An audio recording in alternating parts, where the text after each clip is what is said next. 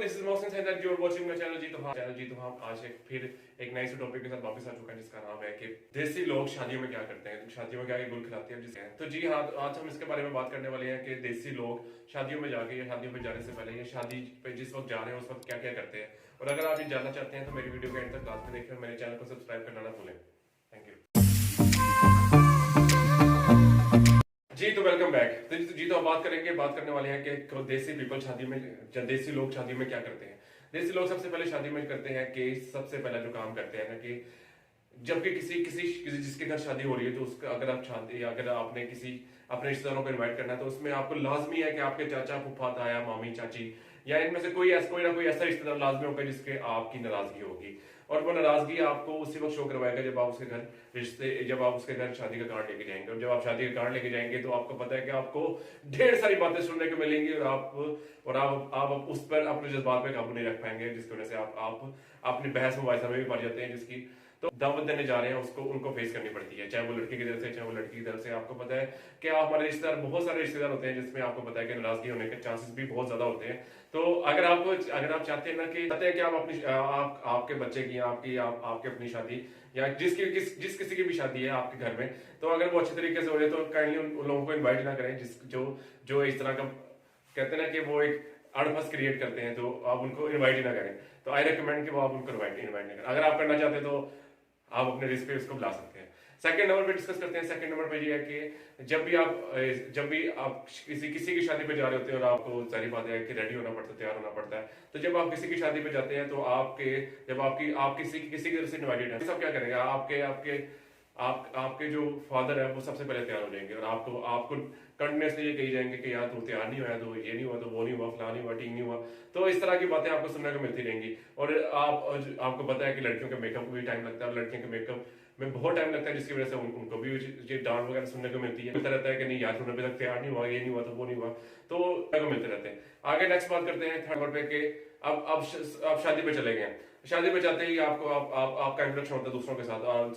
तो वहां पे जो एक आप कि आपकी कुछ जो रिश्ते करवाने वाली आंटी होती हैं, तो वो आपको पहले ऊपर से नीचे तक देखती हैं, फिर किसी दूसरे रिश्तेदार से आपके उसके बारे में इंफॉर्मेशन रहती है और उसके बारे में आपको कहती हैं कि ये किसका बेटा है, इसका बेटा फलाना ठीक है।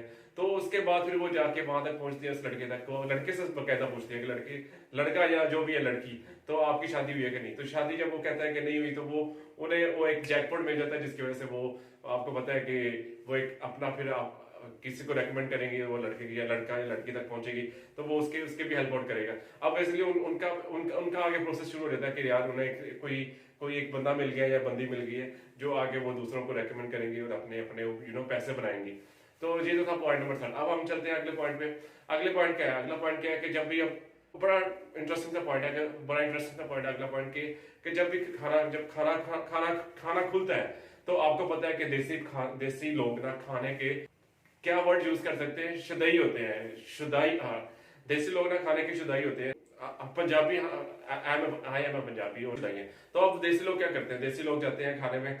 बेसिकली ज्यादातर देसी लोग करते हैं ज्यादातर देसी लोग ना शादियों पे जाते हैं सिर्फ खाने के लिए। आप शादियों पे जाएंगे ही सिर्फ खाने के लिए, तो फिर आपका मेन एम ही खाना है। आपको पता ही नहीं होगा कि शादी किसकी है, शादी किसकी नहीं है।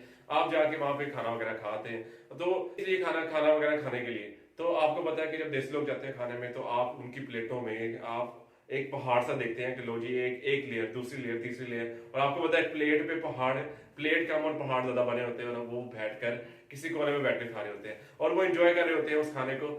और उससे पहले कि वो खाना वो जो खत्म करें, वो एक और प्लेट सजा लेते हैं या अपने लिए डलवा लेते हैं कि नहीं यार उनके पास स्टॉक में पड़ा हो, और ताकि वो इजिली आसानी से खा सके। और इस तरह का माइंडसेट भी है लोगों का जो कि एग्जिस्ट करता है यहाँ पर, जो कि एग्जिस्ट करता रहेगा यार। देसी लोगों में एग्जिस्ट करता है। उसके बाद अब चलते हैं अगले पॉइंट पे। अब सपोज अब इनका जो मेन एम होता है ना, इनका देसी लोगों का एम ही खाने का होता है। अब अगला पॉइंट क्या है, अगला पॉइंट ये है कि आपने किसी शादी पे जाना है और आप किसी ऐसे होटल में जा रहे हैं जिसकी डबल स्टोरी है और ऊपर भी शादी है और नीचे भी शादी है।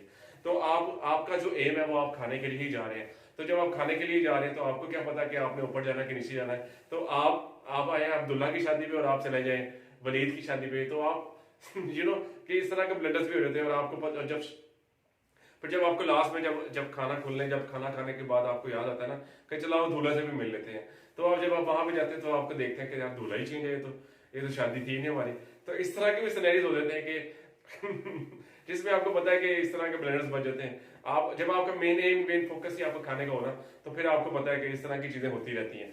फिर आप आगे बात करते हैं, अगला पॉइंट क्या है, now moving towards the next point. Next point क्या है कि नेक्स्ट पॉइंट आपको पता है कि शादियों में डांस वगैरह तो होता ही है।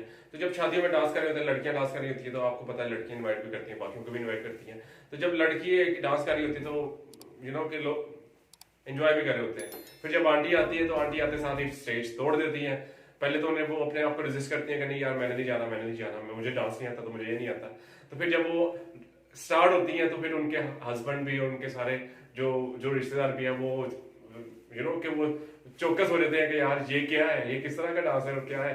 तो आपको पता है कि इस तरह के सिनेरियो भी बन जाते हैं लोगों के साथ, और आपको आई मीन एट टाइम्स कुछ ऐसा वैसा भी हो जाता है, बट आई डोंट नो।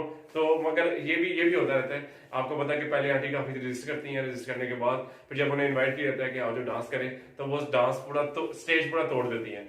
तो इस तरह की चीजें होती रहती हैं। अगर आप चाहते हैं कि मैं इस तरह की वीडियोस और बनाता रहूं और आपके साथ इस तरह की वीडियो शेयर करता रहूं, तो मेरे चैनल को सब्सक्राइब करना ना भूलें और मेरी वीडियो को लाइक करना ना भूलें। Thank you.